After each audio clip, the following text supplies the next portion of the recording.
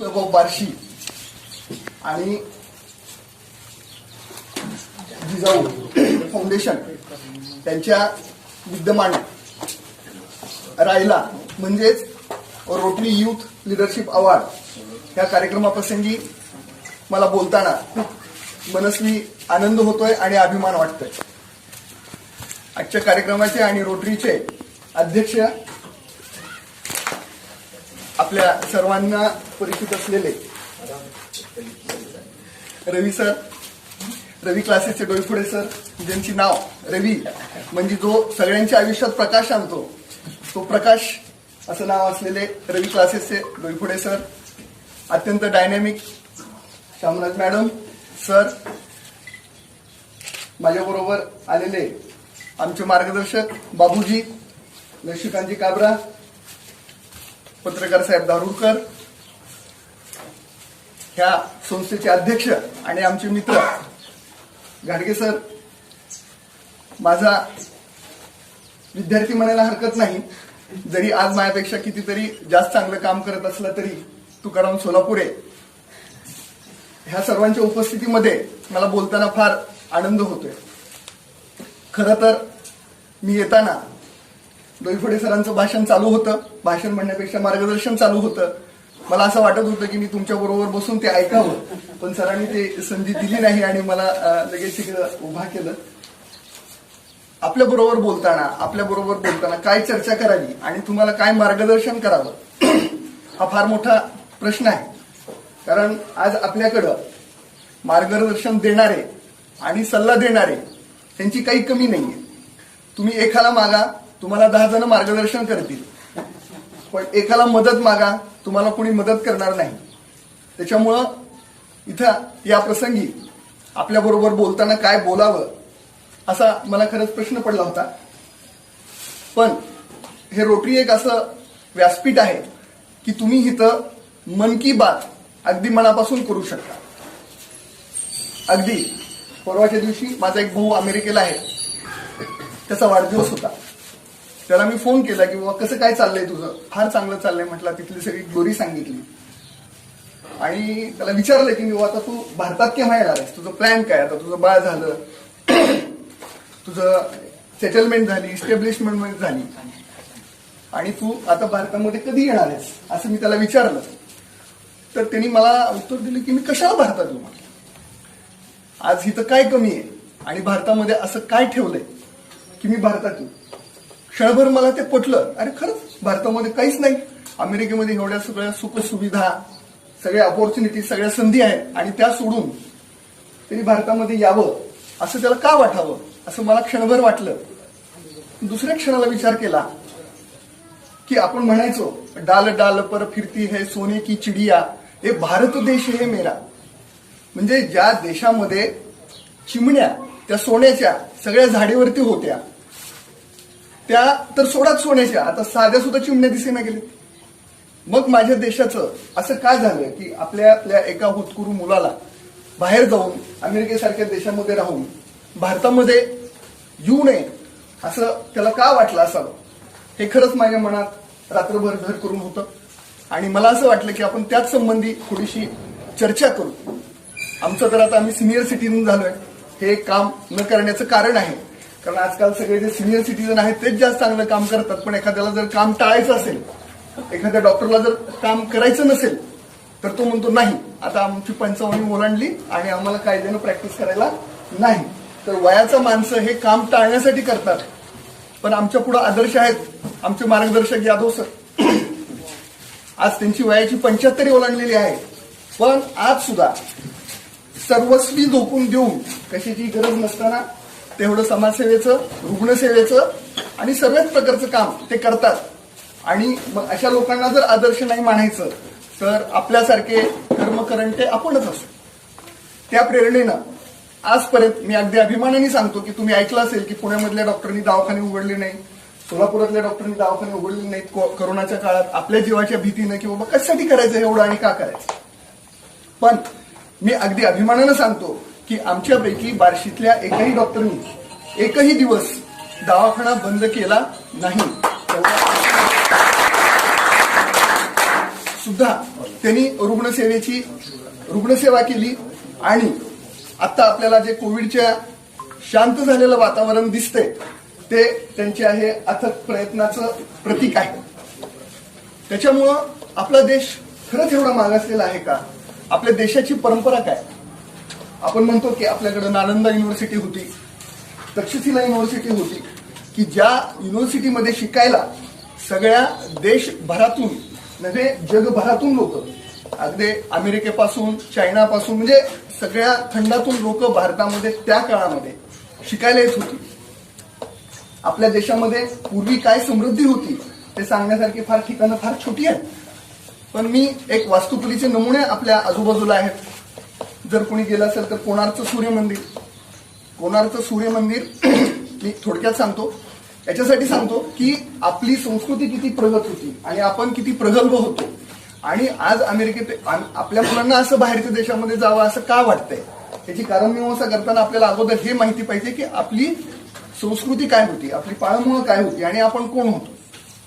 कोलंबसनं America शोधली सगळ्यांना माहिती आहे, पण कोलंबस अमेरिका शोधायला निघाला नव्हता, ती त्याला ऍक्सिडेंटली सापडली. कोलंबस निघाला होता भारत देश शोधायला, पण तो भरकटला आणि तिकडे अमेरिका त्याला सापडली. कोलंबसला अमेरिका सापडली म्हणून आपल्याला कोलंबसचं नाव माहिती झालं, पण असे हजारो लाखो युवक होते की जे भारताच्या शोधासाठी, हिंदुस्थानच्या शोधासाठी इकडे निघालेले होते, पण ते भरकटले. मग असं काय होतं आपल्याकडं? तर ते एक नमुना दाखल सूर्यमंदिर सांगतो की त्या सूर्यमंदिराची रचना जी आहे ती एक दगड आहे, त्याच्यावरती लोखंडी प्लेट, त्याच्यानंतर एक दगड, त्याच्यानंतर एक लोखंडी प्लेट, सिमेंट, वाळू, कॉन्क्रीट काही नाही. आणि ह्या स्ट्रक्चरला सांभाळायला त्या मंदिराच्या मध्यभागी एक मॅग्नेट. सूर्य केव्हाही उघडला आपल्याला माहिती, दक्षिणायन, मध्यायन, उत्तरायण, तर त्या मंदिरासाठी 3 दरवाजे होते. जेव्हा उत्तरायण चालू असेल त्यावेळेस सूर्याचं पहिलं किरण त्या मूर्तीवरती, दक्षिणायन असेल तर त्या मूर्तीवरती, आणि 3 दरवाजे होते. आणि आजही आपल्याला ते दरवाजे बघायला मिळतात भग्नावस्थेमध्ये.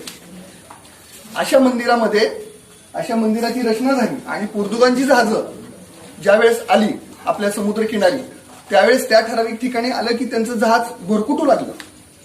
मग हे जहाज का भरकटतंय ह्याचा त्यांनी विचार केला. तेव्हा त्यांनी त्यांच्या लक्षात आले की त्या मंदिराला जोडून ठेवणारं जे मॅग्नेट आहे त्या मॅग्नेटच्या ताकदीमुळे ते जहाज भरकटतंय. म्हणून त्या लोकांनी ते तिथलं मॅग्नेट काढलं. मॅग्नेट काढल्यामुळे ते मंदिर थोडंसं पडलं आणि मग त्यांची जहाज भरकटायला झाली. म्हणजे हा वास्तुकलेचा किती उत्तम नमुना आहे. तुम्हाला वाटतं का हे की हे अप्रगत देशाचं किंवा अप्रगत समाजाचं लक्षण आहे? फार लांबची गोष्ट नाही. आपण विजापूरचा गोलघुमट सगळ्यांनी पाहिला असेल, ज्यांनी पाहिला नसेल त्यांनी अवश्य एकदा पहा. तिथली इको गॅलरी, तिथलं ते स्ट्रक्चर, एक टाळी वाजवली की 7 वेळा आवाज येणं, ह्या गोष्टी एक उत्तम प्रगतशील आपलं राज्य होतं. मोहेंजोदडो, हडप्पा ह्या जर संस्कृती बघितल्या तर तिथं जी संस्कृती होती ती आजही कुणाला एस्टॅब्लिश करता येत नाही. अशा प्रकारची आपली संस्कृती होती. काळाच्या ओघामध्ये, नैसर्गिक चक्रामध्ये ती लोप पावली आणि पुन्हा एकदा आपल्याला वाईट दिवस आले. बाकीच्या देशांनी किंवा जगाने थोडीफार सुधारणा केली असेल, नाही असं नाही, पण ही प्रगती त्यांना गाठणं कधीच शक्य नाही. हा माझा इतिहास आहे. मधल्या काळामध्ये भारतामध्ये खूप सहिष्णुता होती. आपण जी पण लोक येत होतो त्यांना ऍक्सेप्ट करत होतो. तुम्ही वाचलं असेल, द्रविड आले, आर्यन आले, ह्या सगळ्यांना आपण ऍब्सॉर्ब करत गेलो. मित्रांनो, आपली संस्कृती ही ऍब्सॉर्ब करण्याची आहे. आपण कधीही फार जास्त विस्तार करत नाही, कुठेही जास्त अग्रेसिव्ह राहत नाही, आणि हीच खरी आपली ताकद आहे. लोकांना सामावून घेणं, लोकांना संरक्षण देणं आणि लोकांना आपलंसं करणं ही खरी आपली संस्कृती आहे.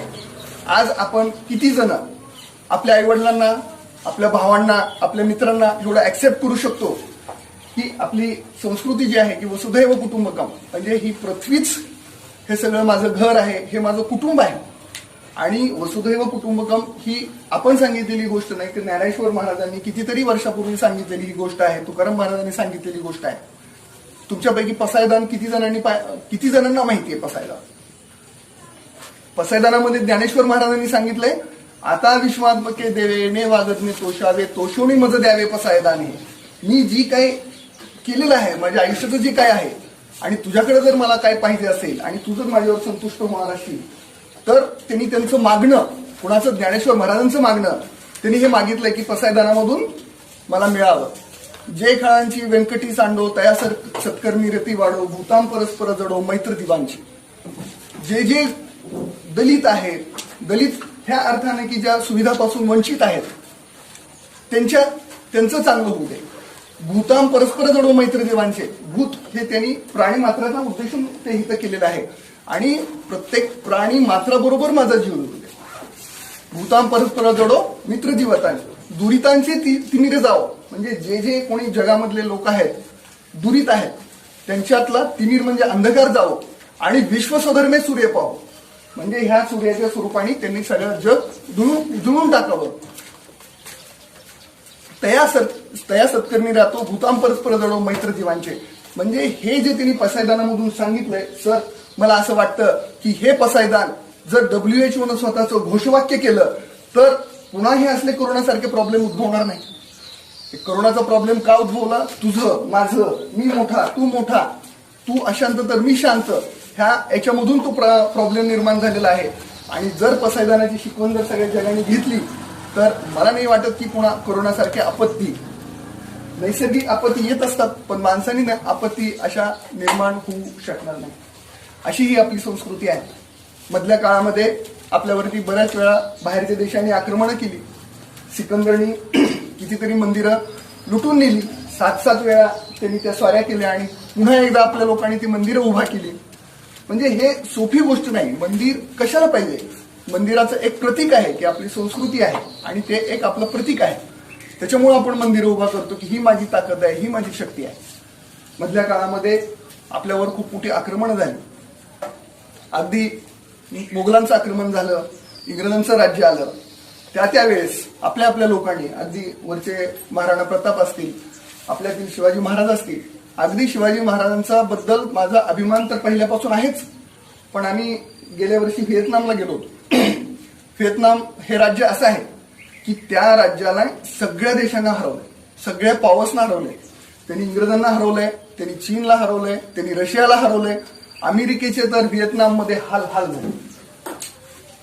तिथे गेल्यानंतर त्यांनी बघितलं तर ते कोणत्या आधारे ते हे जिंकत होते, कोणत्या आधारे ते यश मिळवत होते, ते कसे त्यांच्या विरुद्ध सस्टेन राहिले. तर प्रत्येक व्यक्ती तिथला हा देशप्रमाणे ओथंबून होता, देशप्रमाणे भारावलेला होता.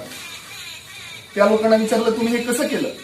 तर कल्पना करा की त्यांनी बंकर तयार केलेले, जमिनीच्या खाली बंकर तयार केलेले. सांगायचा मुद्दा असा आहे की आपण जर देशप्रमाणे प्रेरित असो तर आपण काय करू शकतो. आणि दिवसभर त्या बंकरमध्ये बसायचं आणि रात्र झाली की त्या सैन्यावर तुटून पडायचं आणि पुन्हा सकाळी उठून आपल्या बिळात जाऊन बघायचं. ही त्यांनी नीती आत्मवली आणि त्याच्यामधून त्यांनी अमेरिकेला सळो की पुळो करून शेवटी हा प्रांत आपल्याला जिंकता येणार नाही म्हणून 14 वर्षांनी त्यांनी काय नाही केलं. त्या बंकरमध्ये वायू सोडले, बंकरमध्ये गॅस सोडले, त्या लोकांनी बंकरमध्ये एक्झॉस्ट फॅन लावले. म्हणजे तिथून तो सगळा वायू निघून जायचा आणि हे सुरक्षित एका ठिकाणी राहायचे. तिथल्या गाईडला विचारलं की हे तुला कसं जमलं, म्हणजे हे तुम्हाला कसं शिकलं? तो म्हटला तुम्ही कुठून आला? म्हटलं मी भारतातून आलो. भारतातून? तुम्हाला शिवाजी महाराज माहिती आहेत का? म्हटलं हो, आमचे दैवत आहेत ते. शिवाजी महाराजांच्या रणनीतीतून मी हे शिकलो. त्यांनी जे गनिमी कावा होता त्यांचा, ते गनिमी कावा आम्ही त्यांचा अभ्यासला. त्यांनी एवढ्या मोठ्या मोगल सत्तेला पराभूत जर करत असू, मुठभर माणसं, लाखो लोकांच्या सैन्याला जर पराभूत करत असू, तर त्याच्यानंतरच्या काळामध्ये एवढ्या प्रेरणेने समजूत होऊन आपण कुठून घडलो? तर आपली ही संस्कृती आहे, आपली परंपरा आहे. हे देश सगळं आपल्याला फॉलो करते, सगळं जग आपल्याकडे आशेने बघतं की ह्या परिस्थितीमध्ये शिवाजी महाराजांसारखी माणसं जमली आणि आपण त्यांचा वारसा सांगणारे आपण शिलेदार आहोत. आणि आपल्यामध्ये सुद्धा तेच जीन्स आहेत, फक्त कुठेतरी आपल्याला ती पॉलिश करायची गरज आहे आणि जमवायची गरज आहे. आपल्यामध्ये देशभक्ती ओतप्रोत भरलेली आहे. पेट्रिओटिझम, देशभक्त.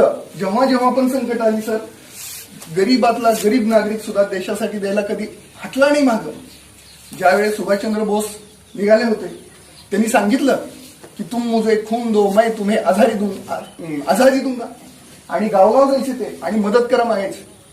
तर अगदी तिथल्या महिलांनी गळ्यातली मंगळसूत्र, जो त्यांचा सौभाग्य अलंकार असायचा, ते सुद्धा तिथं जाऊन सुभाषचंद्र बोसना मदत केली. म्हणजे त्या काळामध्ये पॅट्रिओटिझम होतं. आज सुद्धा आपल्यामध्ये तेच आहे. अगदी परवाचीच गोष्ट आहे, भूकंप झाला किल्लारीला, कुठलंही प्रशासन आलं नाही. तिथल्या लोकांनी, रोटरी सारख्या संस्थांनी, सर्व समाजसेवी संस्थांनी त्यांना मदत केली. आपल्याला माहित नसतात बऱ्याच गोष्टी. परवा ह्या सगळ्या घडामोडीमध्ये कोकणामध्ये एक मोठं वादळ येऊन गेलं आणि पूर्ण अलिबाग जिल्हा, रायगड हे त्याच्यामध्ये खूप मोठं वादळ झालं. आणि आमच्या मित्राचं तिथं एक रिसॉर्ट आहे म्हणायला हरकत नाही, पण ते बंद होतं आणि ते कधी चालू होणार.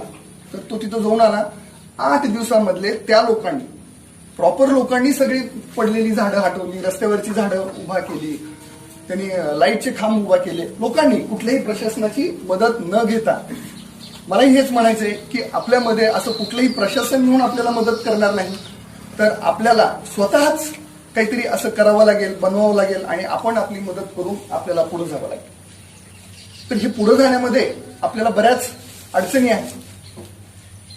चक दे इंडिया कोणी कोणी पाहिलंय? चक दे इंडिया सर, ह्या शिबिरामध्ये तुमच्या संध्याकाळच्या ऍक्टिव्हिटीमध्ये एक चक दे इंडिया पिक्चर तुम्ही दाखवा. खरंच खरंच मला मनापासून आवडलेला पिक्चर आहे. त्याच्यामध्ये शाहरुख खान कोच असतो आणि तो सगळ्यांना बोलवतो.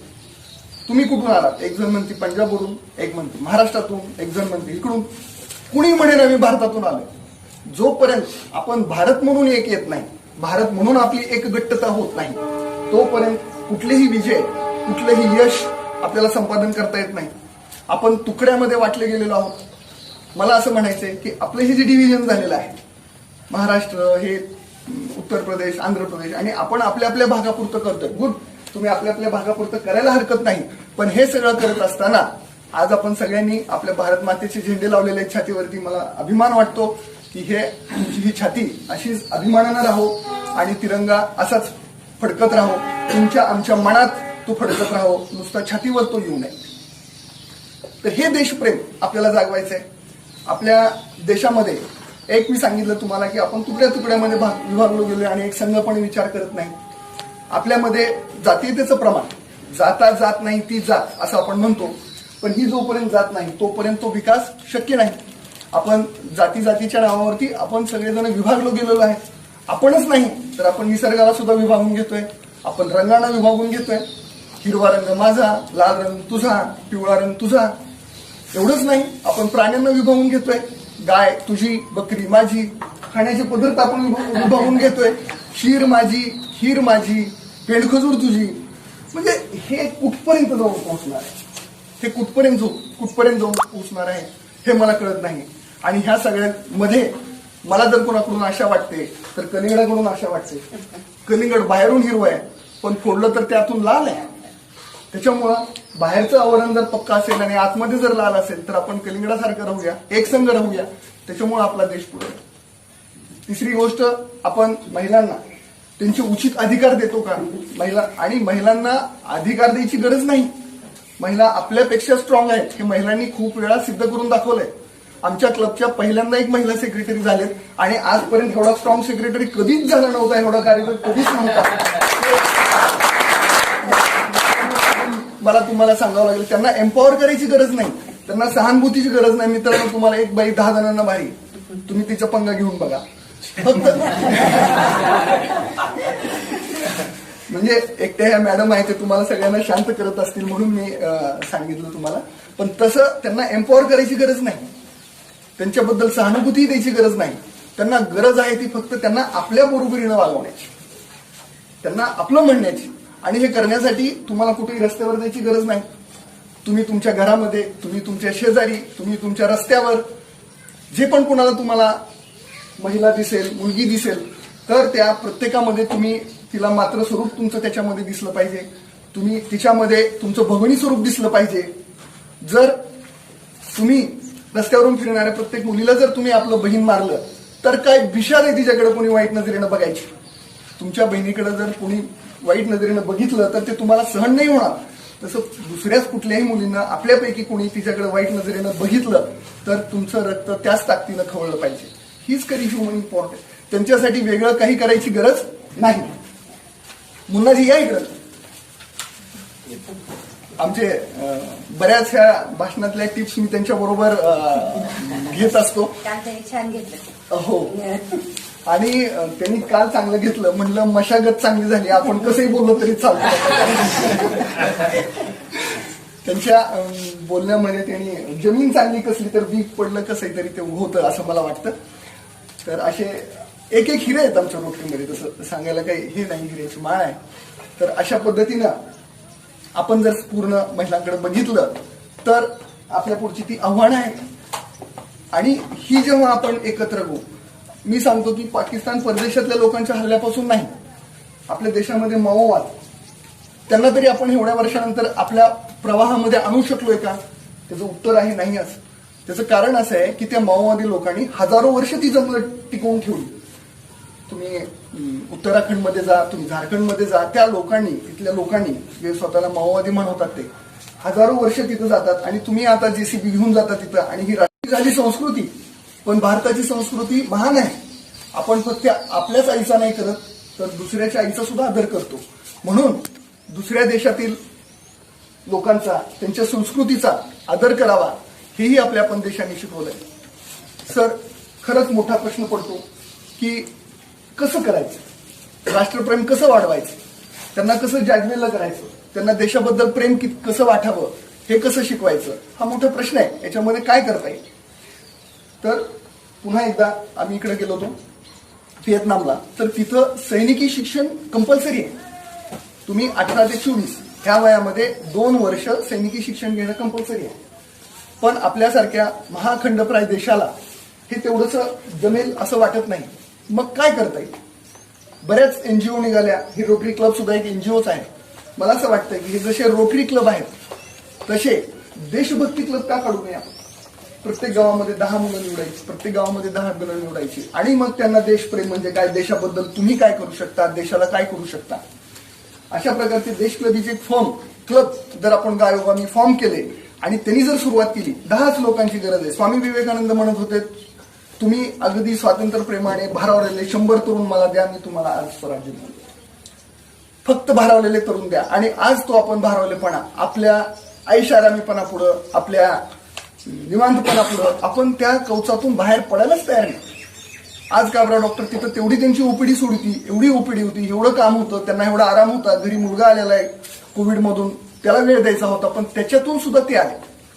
ही जी प्रेरणा आहे, किंवा समाजासाठी तरी काहीतरी करायचं, देशासाठी काहीतरी करायचंय, तुमच्या डोक्यामध्ये काहीतरी जायचंय, म्हणून खास त्यांचं स्वतःचं हातातलं काम सोडून ते आले. याचं कारण काय आहे त्यांचं, की तुम्हाला मोटिवेशन मिळावं, तुमच्या पुढे चांगले आदर्श दिसावे, आदर्श निर्माण व्हावे, हे त्यांचं कारण आहे. तर गावोगाव आपण देशप्रेमी क्लब काढूया आणि त्याच्यामधून देशप्रेमी जाऊया. दुसरी गोष्ट, आपल्याकडे सगळी अहिंसा आहे, आपण शांती सेना स्थापन करूया गावागावामधून. आणि ह्याच्यामध्ये मला वाटतं की थोड्याशा मोठ्या कॉलेजमधल्या तरुणांना संपादन करू, कुठेही दंगा झाला की ती 100 पोरं जातील आणि तिथं शांती प्रस्थापित करतील. अशा जर गावोगाव जर शांती सेना झाल्या, आपल्याकडे आहे मनसे सेना, कुठं गोंधळ घालायचा असेल तिथं मनसे जाऊ द्या, पण जिथला गोंधळ कमी करायचा असेल तर शांती सेना जाऊ द्या. आणि ही शांती सेना हे महात्मा गांधींचं स्वप्न होतं, माझं नाही. गावोगावामध्ये त्यांनी हेच सांगितलं होतं की तुम्ही शांती सेना स्थापन करा, म्हणजे तुम्हाला कुठल्याही पोलिसांची गरज पडणार नाही. आपल्या गावोगावमध्ये थोडं चालू आहे आता, पण तेवढ्या प्रखरपणे ते होत नाही, त्यांना तेवढे अधिकार नाहीत. तर शांती सेना स्थापन करूया. आपल्याकडं सगळ्या प्रकारचे पार्क आहेत, इन्फोर्ट पार्क आहेत, टेक्नो पार्क आहेत, ॲग्रो पार्क कुठे आहे? आता ही स्टेज आहे की आपल्या देशाला बेस हा ॲग्रिकल्चरच आहे, हे सगळ्यांनी मान्य करावं लागेल. आपली जी घडी विस्कटली होती, आपला GDP जो घसरला होता तो सुधारतोय. कुणामुळं? फक्त शेतकऱ्यांनी केलेल्या अविरत कष्टामुळे. सर, आपण काहीच कष्ट करत नाही, तुम्हाला माहिती आहे, पण जे लोक शेतात जात नाहीत ते बघा तुम्ही, रात्री ते ऊस तोडणारे कामगार पहाटे 4 वाजता उठून त्या 5 अंगाला कापत असतं, त्या ह्याच्यातून ते कशी काम करतात? त्यांच्या कष्टाची तोड आपल्याला कधीच येणार नाही. तर हे उडीद काढायचं काम सगळेजण आहे, सगळेजण म्हणतात उडीद काढायला मिळत नाही, पण उडीद काढायला काय लागतं तुम्ही शेतात जाऊन बघा. ते काढताना कसं टोचतं, त्याची ढिगारी गोळा करताना कसं उडतं, ते मशीनमध्ये टाकताना कशी धूळ उडते, त्याच्यातून किती मिळतं, हे सगळी लोक शेतकरी करतात. त्या शेतकऱ्यांसाठी आपण काय करणार? तुम्ही सर्वजण म्हणतात शेतकरी काय टॅक्स देतात, किती शेतकरी टॅक्स देतात? माझं असं मत आहे ह्या मंचावरून की शेतकऱ्यांनी टॅक्स द्यायचीच गरज नाही. का द्यावा त्याने टॅक्स? ते काय फुकट काम करत नाही. तुम्ही बिस्किटचा पुडा तयार करता, तो बिस्किटचा पुडा आम्ही विकत घेतो, शेतकऱ्याची माणसं, त्याच्यावर टॅक्स भरतोच आहे. तुम्ही एवढ्या मोठ्या वस्तू तयार करतात, आम्हाला बिगर टॅक्सचं कोणी शेतकरी आहे म्हणून टॅक्स फ्री देत नाही.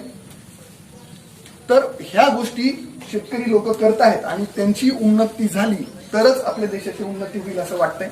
आणि मला तुमच्या माध्यमातून आज अगदी कुठल्याही माणसाला असं वाटलं पाहिजे की माझी मुलगी शेतकऱ्याला द्यावी, अशा प्रकारचं शेतकऱ्याचं अपलिफ्टमेंट ह्या आपल्या देशामध्ये व्हायला पाहिजे. आज जर विचारलं तुमचा मुलगा काय करतो, शेती काय नाही, उत्तर देतो ह्याचे पप्पा काय करतात. मी बऱ्याच वेळा लहान मुलाला विचारतो की ह्याचे पप्पा काय करतात, त्याची आई उत्तर देते काय नाही शेती करते. म्हणजे शेती करणं हे काही नाही करण्यासारखं आहे नाही.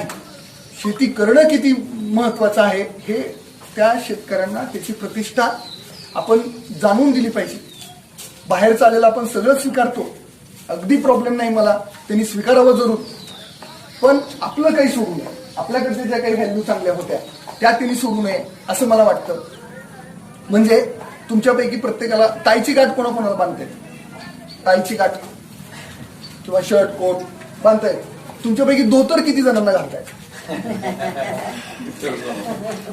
म्हणजे आपण टायची गाठ बांधायला शिकलो, मान्य, चांगली गोष्ट केली, पण आपलं धोतर का विसरलो. भूतानमध्ये गेलो होतो मी. भूतानमध्ये जो ड्रेस आहे तो ड्रेस जोपर्यंत तो कामावरती असतो, त्याच्या ड्युटीवरती असतो, तोपर्यंत त्या प्रकारचा ड्रेस घालणं हे त्याच्यासाठी बंधनकारक असतं. तशा प्रकारची वेशभूषा करणं हे त्यानं बंधनकारक असतं. जर तो गाडीचा ड्रायव्हर असेल, तो गाडी चालवत असेल, तर त्यांचा जो ड्रेस आहे तो ड्रेस घालणं त्याच्यावर बंधनकारक आहे.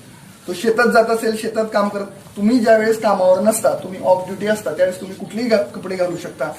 पण तुम्ही अगदी सरकारी ऑफिसमध्ये गेला तर तिथल्याच कलेक्टर पासून ते पिऊन पर्यंत त्यांचा सगळ्यांचा ड्रेस सारखा आहे. आणि आपल्याकडे थोडं स्लीवलेस घालू नका म्हटलं की किती कालवा, गुडघ्यावरती पॅन्ट फाडून येऊ नका म्हटलं तर किती गोंधळ होतो. लगेच तुमचा जागृती होते तुमच्यामध्ये की आमचं व्यक्ती स्वातंत्र्य गेलं, हे गेलं, ते गेलं. पण ह्या गोष्टी एक देश म्हणून, देशभावनेतून चांगलं दिसण्यासाठी, आम्ही कोट घालून बसलं की आमचं फीलच बदलतं. ज्या वेळेस माणूस युनिफॉर्म मध्ये उभा राहतो, युनिफॉर्म घालून उभा राहतो, त्यावेळेस त्याचा अप्रोच बदलतो. ही एक साधी गोष्ट आहे. आपण आपल्या हालचालीमध्ये तुम्ही स्पोर्ट्समन म्हणून जाता, त्यावेळेस पांढरा टी शर्ट, पांढरी पॅन्ट, पांढरे शूज जर घालून गेला तर तुम्ही काय नाही खेळलं तरी तुम्ही स्पोर्ट्समन वाटता. पण जर ते तुम्ही गवळ्यासारखं गेला, कुठंतरी शर्ट फाटलेला, कुठेतरी पॅन्ट कशी तरी आणि असं गेलं तर तो स्पोर्ट्समन वाटत नाही. म्हणजे बाह्य अंगाचं एवढं हे आहे. म्हणून सगळेजण ड्रेसमध्ये या. आज आपण सगळेजण स्वतःला हँडसम बनवण्यासाठी किती प्रयत्न करतो. हँडसम क्रीम आहेत, हँडसम शॅम्पू आहेत, हँडसम साबण आहेत. मी नाही म्हणत, अब्दुल कलाम म्हणतात तुम्ही हँडसम बनू नका, पण तुमचा हँड गिव्ह टू समवन. तुमचं सौंदर्य खुलून जाईल. तुम्हाला कुठलीही क्रीम लावायची गरज नाही. म्हणून तुम्ही हँडसम होण्यापेक्षा तुमचा हँड कुणाला तरी द्या, कुणाला तरी मदत करा. त्याच्यामध्ये जाज्वल्य भक्ती जातो. आपण ह्या प्रकारे आपल्या देशाप्रती आपल्याला काहीतरी करायचंय, त्याची निष्ठा बाळगा.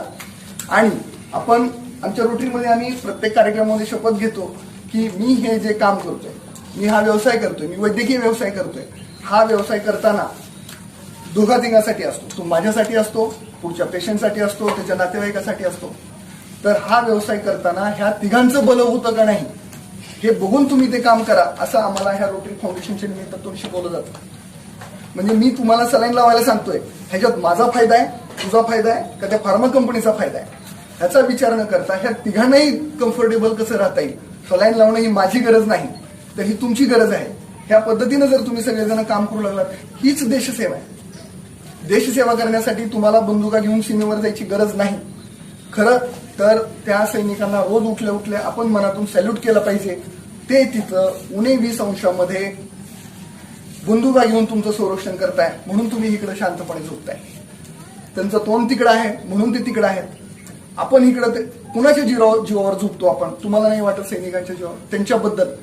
पण ते ज्या भावनेनं काम करतात, नेशन फर्स्ट, त्यांनी असा कधी विचार केला नाही की माझी फॅमिली फर्स्ट. असं कधी कुठला सैनिक म्हणत नाही की तिथं मिलिटरी चालू झाली, मला बोलवलं नाही, माझ्या बायकोची डिलिव्हरी आहे, मी नाही जाणार.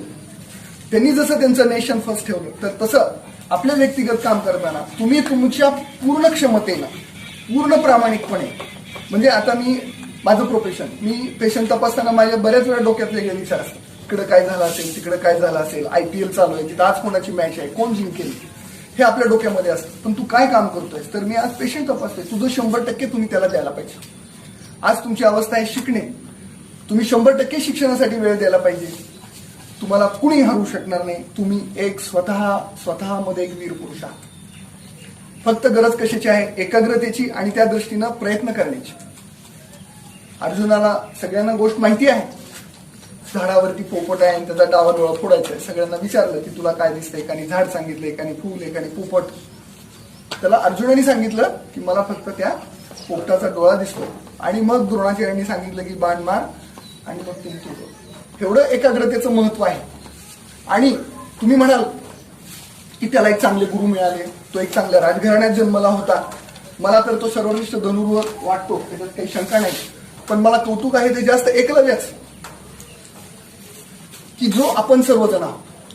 आपल्याला राजगुरू नाही भेटले, राज धर्म नाही भेटले. एकलव्याने त्या द्रोणाचार्यांना जेव्हा शिक्षण द्यायला नकार केला तेव्हा त्यांचा पुतळा उभा केला आणि त्यांना आदर्श मानून आपण शिक्षण घेतलं त्या द्रोणाचार्यांनी. आणि त्यांचं महत्व त्यांना कळलं की ज्या वेळेस ही द्रोणाचार्य आले होते जंगलामध्ये फिरताना आणि कुत्रं भुंकतात. तुम्हाला सगळ्यांना ही गोष्ट माहिती आहे, मी खुलासाने एवढ्यासाठी सांगतोय की आपल्या सगळ्यामध्ये एकलव्य आहे. बऱ्याच एकलव्य अकॅडमी असतात की त्याचं धोरणच हे असं होते की त्यांनी आवाजाने त्या कुत्र्याच्या शरीरामध्ये बाण सोडला आणि त्याचं भुंकणं बंद झालं, पण त्याला विजा नाही झाली. त्यांनी त्या कुत्र्याला मारलं नाही, त्यांनी बाण असा मारला की फक्त त्याचं कुत्रं भुंकणं बंद झालं. ही किती मोठी कला, ही किती मोठी विद्या आहे. आणि पुन्हा मिळाली एक भिल्लाच्या पोराने. प्रॅक्टिस कशावर केली? लाकडाचे बाण करून, हाडाचे बाण करून त्यांनी शिकवलं. म्हणजे कमी आपल्याला आपली जी तक्रार असते की त्याचं काय बाबा, त्याला सगळं जाईल म्हणून ती पुढे जाईल, मला काहीच नाही म्हणून मी पुढे जाणार नाही, असं कधी आपल्या मनात येऊ द्यायचं नाही. आपण एकलव्याने जसं विजय मिळवला, एकलव्याने त्यांनी शक्ती प्राप्त करून घेतली, एकलव्याने जे यश प्राप्त केलं ते तुम्ही आम्ही सगळेजण प्राप्त करू शकतो असं मला वाटतं. परीक्षा घेतात बऱ्याच वेळा लोक. अकबराच्या दरबारामध्ये मांजराची स्पर्धा घेण्यात आली आणि तिथल्या राजांनी त्यांच्या सभावाल्यांना सगळ्यांना मांजरं दिली आणि 1 महिन्यानी भेटायचं असं ठरलं. सगळ्याजवळ मांजरं दिली त्याने आणि जो कोणी मांजराला जास्त चांगलं सांभाळेल त्याला पहिलं बक्षीस असं सांगितलं. सगळ्या दरबाऱ्यांनी त्याला खाऊ घातलं, पिऊ घातलं, मच्छरदाणी झोपवलं, आंघोळ घातली, शॅम्पू लावला, चकचकीत केलं. सगळी मांजर गुबगुबीत होती. आणि बिरबलाने मात्र त्या मांजराकडे लक्षच दिलं नव्हतं. त्या दिवशी जसं नेलं तसंच दुसऱ्या दिवशी ते मर तुकलं होतं. आता सगळेजण हसू लागले, आता बिरबलाचा हसं होणार नाही. मग त्यांची स्पर्धा घ्यायची ठरते त्या मांजराची स्पर्धा कशी घ्यायची? कशी घेणार मांजराची स्पर्धा? उंदरं सोडली आणि जो मांजर जास्त उंदरं खाईल तो जिंकणार असं ठरलं. ही जी सगळी गुबगुबीत मांजरं तुम्हाला दिसतायत ना, त्यांनी काही केलं नाही. ज्यांच्या पोटामध्ये भूक होती, ज्याच्या डोक्यामध्ये जिद्द होती, त्यांनी जास्तीत जास्त उंदरं मारून ते पहिल्या क्रमांकाचं बक्षीस मिळवलं. म्हणजे माझं हे सांगणं त्यांच्यासाठी आहे की ज्यांची कोणाची तक्रार असेल की मला रिसोर्सेस नाहीत, माझा बाप मला हे देत नाही, माझ्या कुटुंबातून मला हे मिळत नाही, तर ह्या तक्रारी तुम्ही पुढे करू नका. मला काहीतरी मिळवायचंय, माझ्या पुढे काहीतरी जिंकय आणि त्याच्यासाठी तुम्ही रात्रंदिवस पछाडा. मी नाही म्हणत, अब्दुल कलाम म्हणतात की स्वप्न ही 3 आहेत जी झोपेत पडतात, स्वप्न ती आहेत तुम्ही जागेपणी जागता. तुम्ही उठा आणि त्या ध्येयाच्या दृष्टीनं स्वामी विवेकानंदांचंच लाडकं वाक्य आहे की arise, awake and not stop, don't stop till the goal is reached. तुम्ही तुमचं ध्येय ठरवा आणि ते ध्येय गाठेपर्यंत तुम्ही झोप घेऊ नका. मला नाही वाटत कुठलीच सिस्टीम तुम्हाला तिथं पोहोचण्यापासून थोपवू शकेल. कारण तुम्ही एक स्वयंभू आहात. तुमच्यामध्ये विचार आहे, तुमच्यामध्ये बुद्धी आहे, तुमच्यामध्ये कष्ट करायची तयारी आहे. आणि हे सगळं करत असताना तुम्हाला जर कशाची गरज आहे तर तुम्ही ध्येय भावनेनं, देशप्रेमानं, मी हे करतोय कोणासाठी? देशप्रेमानं. आपण बऱ्याच वेळा आपली देशासाठी तक्रार असते की देशानं मला काय दिलं. आमच्यापैकी बरेच जण परदेशामध्ये जातात. परदेशात गेल्यावर सगळ्यात जास्त आपण कोणती गोष्ट जपून ठेवतो सर? पासपोर्ट आणि व्हिसा. बाकी काय गेलं तरी चालते, पण पासपोर्ट आणि व्हिसा गेलं नाही पाहिजे. म्हणून तिची आपण जास्तीत जास्त काळजी घेतो. का? कारण त्या देशामध्ये राहण्यासाठी तुम्हाला 10 दिवस, महिनाभर त्या पासपोर्टची आणि व्हिसाची गरज असते. आणि ते 20 दिवस संपले की तुम्ही त्या देशामध्ये राहू शकत नाही. कल्पना करा, तुमच्याकडे आज आधार कार्ड आहे, सगळेजण चेष्टा करतात त्या आधार कार्डाची. तुमचं आधार कार्ड काढून घेतलं आणि तुमचा जर इथला व्हिसा काढून घेतलं तर तुमची अवस्था काय होईल? जे ह्या देशानं तुम्हाला ह्या देशामध्ये राहण्यासाठी, स्वतंत्र राहण्यासाठी, स्वतंत्र विचार करण्यासाठी स्वतंत्र मुभा दिलेली आहे या वातावरणामध्ये. आणि ही सुद्धा काही स्वस्त मिळालेली नाही. याच्यासाठी सुद्धा हजारो स्वातंत्र्यवीरांनी रक्त सांडलेलं आहे. महात्मा गांधीजी असू द्यात, नेहरू असू द्या, आंबेडकर असू द्या, सुभाषचंद्र बोस, भगतसिंग, लाला लजपत राय, त्यांनी आपलं रक्त सोडलं. महात्मा गांधीजींना काही ते बॅरिस्टर होते, डबल बॅरिस्टर होते. इंग्लंडमध्ये त्यांनी किती नोकरी राहिली असते तर अजून त्यांच्या 7 पिढ्या बसून खाल्ल्या असत्या. कशासाठी ते एका पंचावर राहिले? त्यांनी कपडा एकच ड्रेस का घातला? शेवटपर्यंत कपडे पूर्ण का नाही घातले? तर त्यांनी सांगितलं की जोपर्यंत माझ्या देशबांधवांना पूर्ण कपडे मिळत नाही तोपर्यंत मी खाणार नाही. तुम्हाला वाटतं संपन्नता आहे, पण मित्रांनो आज आपल्या देशाचा पर कॅपिटा इन्कम गुप्ता समितीने काढलेला आहे 20 रुपये. पर कॅपिटा इन्कम 20 रुपये. आपल्यापैकी कितीतरी जणांना 2 वेळचं पोटभर अन्न मिळत नाही आणि आपण किती चैन करतो, आपण किती कष्ट करतोय आणि आपण किती मिळवतोय आणि आपण किती वाया घालवतोय. ही गोष्ट ह्या प्रसंगी विचार करण्याची आहे. तुम्ही त्यांच्यासाठी काहीतरी केलं पाहिजे. तुमची प्रगती झाली म्हणजे तुमची प्रगती नाही झाली. असं म्हणतात की रेल्वेचा वेग हा गार्डच्या डब्यावर अवलंबून असतो. आपल्याला जर रेल्वे वेगात पळवायची असेल तर मेट्रोची गरज नाही, सुपरफास्ट रेल्वेची गरज नाही. गरज आहे ते सगळ्या समाजाला, अगदी तळागाळातल्या समाजाला सुद्धा ह्या देशाच्या प्रवाहामध्ये, देशप्रेमाच्या प्रवाहामध्ये आणण्याची गरज आहे. आणि मग ही लोक जर देशप्रेमाने भारावून गेली, उथमली गेली आणि त्यांनी त्यांचं जर 100% देशासाठी दिलं तर मला नाही वाटत की आपल्या देशाची प्रगती कोणी थांबवू शकेल आणि आपलं नाव कुठं होण्यापासून कोणी आपल्याला थांबवू शकेल. मित्रांनो बोलण्यासारखं खूप आहे, मला खूप गप्पा मारायला आवडतं, पण आज वेळ कमी आहे. आपल्याला अजून पुढचे कार्यक्रम पण आहे, सरांचं मार्गदर्शन आहे. मला खरं तर असं एकदा शिबिराला येऊन तुमच्या बरोबर बसून ऐकायला मला अजून एकदा आवडेल. खूप बोललो, तुम्ही पण सर्वांनी शांतपणे ऐकून घेतलं त्याबद्दल मी तुमचा आभारी आहे. रोटरी अध्यक्ष सेक्रेटरी मॅडम यांनी मला इथं संधी दिली.